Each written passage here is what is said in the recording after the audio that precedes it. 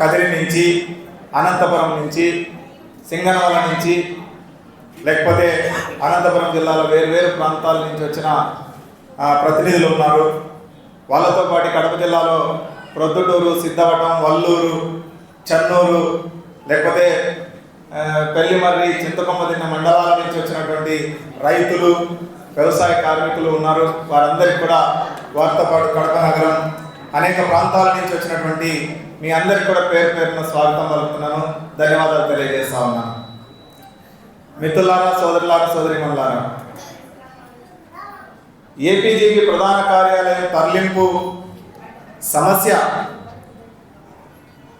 ఈరోజు రాయలసీమ వాసుల్ని చాలా ఆందోళనకు ఎందుకు గురి చేస్తుంది, ఎందుకు ఈ సమస్యని ఇంత పెద్ద ఎత్తున చేపట్టాల్సి వచ్చింది అన్నది మనందరం ఆలోచించాల్సిన అవసరం ఉంది.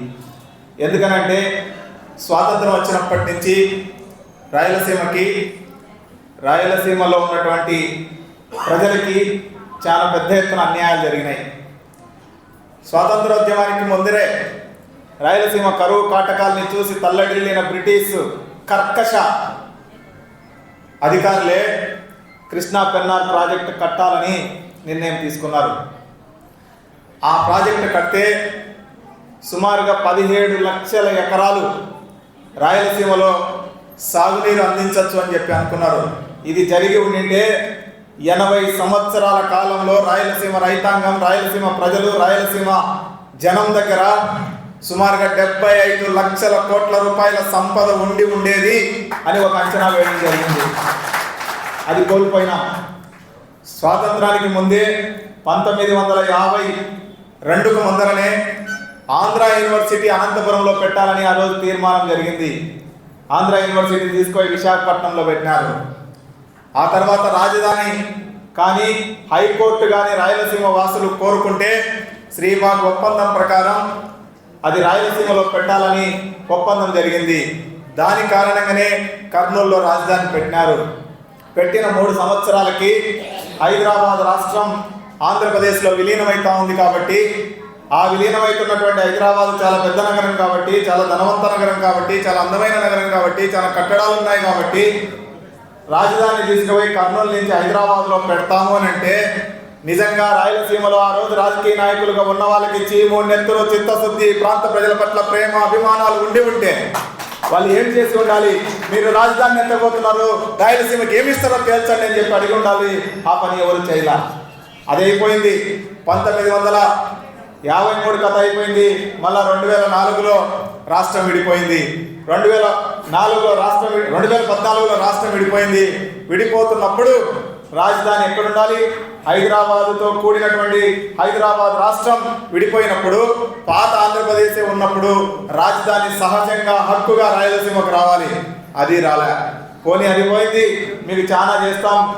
చంద్రబాబు నాయుడు గారే చెప్పారు అసెంబ్లీలో, ఒక ప్రాంతం మీద ఎక్కువ ఖర్చు పెట్టడం ద్వారా, ఎక్కువ నిధులు ఇవ్వడం ద్వారా, ఎక్కువ పరిశ్రమలు తేవడం ద్వారా, ఎక్కువ సంస్థలు పెట్టడం ద్వారా, ఎక్కువ ఆదాయ వనరుగా మార్చడం ద్వారా హైదరాబాద్ అనేది ఈరోజు విడిపోయింది. దీనివల్ల ఆంధ్రప్రదేశ్ చాలా నష్టపోయిందని చంద్రబాబు నాయుడు గారే చెప్తున్నారు. ఈరోజు మళ్ళీ ఏం చేస్తున్నారు? ఈరోజు మళ్ళీ అదే చంద్రబాబు నాయుడు గారు అమరావతిని కేంద్రీకృతం చేసి మొత్తం 60,000 కోట్ల రూపాయలు టెండర్లు పిలిచినారు. ఇప్పుడు ఈ ఫిబ్రవరి మొదటి వారం కల్లా 60,000 కోట్ల రూపాయల టెండర్లు పిలిచినారు.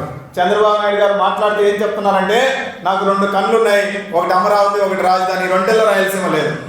అమరావతిలో రాయలసీమ లేదు, లేకపోతే పోలవరంలో రాయలసీమ లేదు. ఈ పోనీ మనూరోడు ముఖ్యమంత్రి అయినాడు జగన్మోహన్ రెడ్డి, మనకు దండిగా తెచ్చి పెడతాడు, దోచి పెడతాడు, బ్రహ్మాండంగా చేస్తాడు. పొలోమని ఆయన్నే నాయకుడిగా ఉంచుకుంటాం. కడప జిల్లాలో అన్ని సీట్లు ఇస్తాం, ఎంపీలు ఇస్తాం, అన్ని ఎంపీటీసీలు ఇస్తాం, జెడ్పీటీసీలు ఇస్తాం, మండలాధ్యక్షులు ఇస్తాం, కార్పొరేటర్లు ఇస్తాం, కౌన్సిలర్లు ఇస్తాం, వార్డు మెంబర్లు ఇస్తాం. ఏకగ్రీవం చేసినారు అందరూ. కానీ జరిగిందేమి?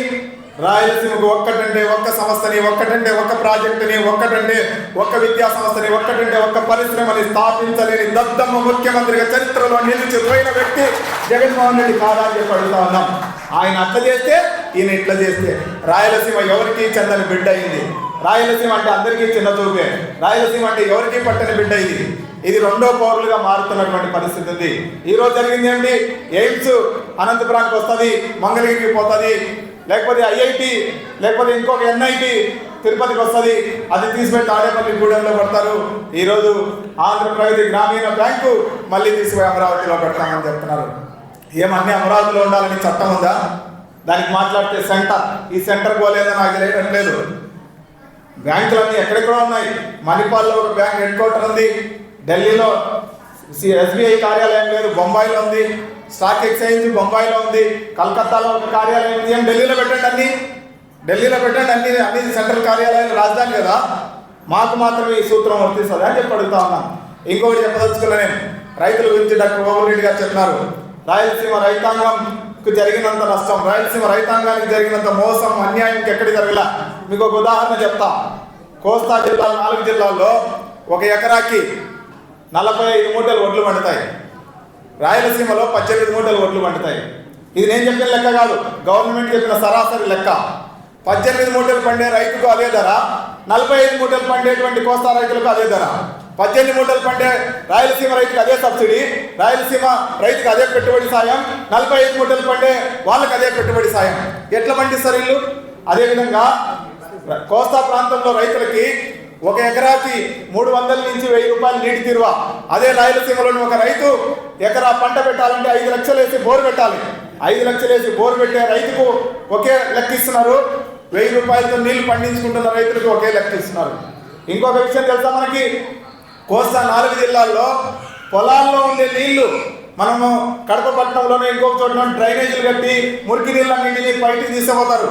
అట్లాంటిది కోస్తాలోని ఆ పొలాల్లో ఉండేటువంటి డ్రైనేజ్ నీళ్లు బయటికి పోవడానికి ప్రతి సంవత్సరం రాష్ట్ర ప్రభుత్వం బడ్జెట్లో 1000 నుంచి 1200 కోట్ల రూపాయలు డబ్బులు కేటాయిస్తూ ఉంది. కానీ రాయలసీమ రైతాంగం 5 లక్షలు 6 లక్షలు పెట్టి బోర్లు వేసుకుంటా ఉంటే ఆ బోర్లకు ఎందుకు డబ్బులు ఇవ్వరని చెప్పి నేను ఈరోజు అడుగుతా ఉన్నాను. ఏం మా రైతులు కాదా, మరి ఖర్చు కాదా, మరి పెట్టుబడి కాదా, మరి ధనం కాదా, మరి కష్టం కాదా చెప్పమని చెప్పి నిలదీస్తా ఉన్నాం వీళ్ళందరినీ. మేము ఖర్చు పెడితే మీరు ఇవ్వరు, వాళ్ళు ఖర్చు పెడితే మీరు ఇస్తున్నారు. అటుపక్క మీకు ఒక సంగతి చెప్పినా, కోస్తా ప్రాంతంలో ఉన్న రైతు 3 ఏళ్ళు పంట పెట్టి ఆదాయం వస్తే సినిమా తీయడానికి పోతున్నాడు. అదే 3 ఏళ్ళు రాయలసీమ రైతు పంట పెట్టి నష్టం వస్తే పురుగుల మందు తాగుతా ఉన్నాడు. ఇది సత్యమా కాదా చెప్పమని చెప్పి అడుగుతా ఉన్నాం. కాబట్టి మిత్రులారా, రాయలసీమ ఈరోజు చాలా తీవ్రమైన సంక్షోభాన్ని ఎదుర్కొంటా ఉన్నది. ప్రతిరోజు 2, 3, 4 రైతులు ఆత్మహత్య చేసుకుంటున్నారు. వాళ్ళ భార్యల తాలిబొట్లు తెగిపోతున్నాయి, బిడ్డల చదువులు ఆగిపోతున్నాయి.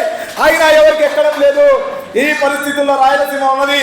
గుండెల్లో నుంచి మాట్లాడకుండా గొంతులో నుంచి నోట్లో నుంచి మాట్లాడే వాళ్ళంతా రాయలసీమకు ద్రోహులేని నేను చెప్పదలుచుకున్నాను. రానున్న కాలంలో రాయలసీమ సమస్యల మీద, రాయలసీమ హక్కుల కోసం, రాయలసీమ అన్యాయాలకు వ్యతిరేకంగా సమైక్యంగా ఉధృతంగా ప్రతిఘటించకపోతే, పోరాడకపోతే, తిరగబడకపోతే మనకేం భవిష్యత్తు లేదన్న సంగతిని మనందరం గుర్తుపెట్టుకోవాల్సిన అవసరం ఉంది. ముఖ్యంగా ఈరోజు ఉపాధి లేదు, స్టీల్ పరిశ్రమ చేస్తానన్నాడు ఒక ఆయన ఎటు పోయినాడో తెలియదు. వీళ్ళు శంకుస్థాపన చేసినారు, వాళ్ళు శంకుస్థాపన చేసినారు. అది శంకుస్థాపనల పథకమే అయింది తప్ప పరిశ్రమగా లేదు. అందుకని ఇక్కడ ఉపాధి దొరక్క గల్ఫ్ దేశాలకు పోతున్నటువంటి యువత అక్కడ చచ్చిపోతే శవాలు తెచ్చుకునే డబ్బులు కూడా లేకుండా, శవాలు కూడా 20 రోజులకు 30 రోజులకు చందాలు వేసుకొని తెచ్చుకునేటువంటి దుస్థితిలో రాయలసీమ ప్రజలు ఉన్నారు. ఇప్పటికైనా మేల్కొందాం, కష్టపడదాం, పోరాడదాం. ఈ రాయలసీమ హక్కుల కోసం అందరం సమైక్యంగా నిలబడదామని మీ అందరికీ విజ్ఞప్తి చేస్తూ సెలవు తీసుకుంటా ఉన్నాను.